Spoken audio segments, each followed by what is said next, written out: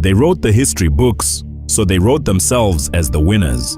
But there are battles in African history so devastating, so brilliant, that even the victors could not hide what happened. The Battle of Adwa, Ethiopia, March 1st, 1896. Italy invaded Ethiopia expecting a quick colonial victory. Instead, they faced Emperor Menelik II and 100,000 Ethiopian warriors who had been preparing for exactly this moment. In a single day, Ethiopia annihilated the Italian army. Over 7,000 Italian soldiers killed, thousands more captured. It was the most decisive defeat of a European colonial power by an African nation in history. The news hit Europe like an earthquake. An African army had just destroyed a European one. In one day, Ethiopia was never colonized. Not then, not ever. The Battle of Isandlwana, South Africa, January 22nd, 1879. The British Empire, the most powerful military force on earth, sent 1,800 soldiers against the Zulu kingdom.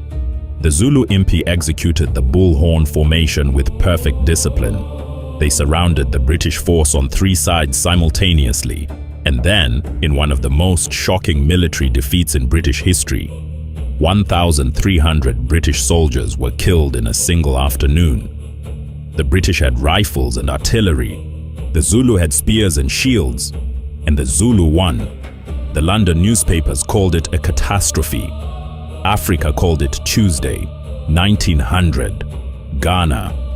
The British governor demanded the Ashanti surrender their golden stool, the sacred symbol of the Ashanti nation's soul. The male chiefs hesitated. So Ya Asantewa, the queen mother of Ejisu, stood up and said if the men would not fight, she would. She raised an army.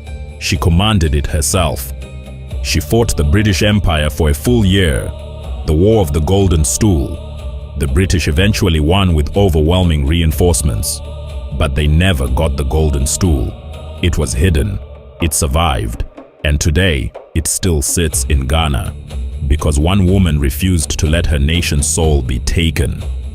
Every time history said Africa would fall, Africa fought back with spears against rifles, with 100,000 warriors against colonial armies, with one queen against an empire. The spirit that won at Adwa, that stood at Isandlwana, that protected the Golden Stool, is the same spirit that runs in you right now.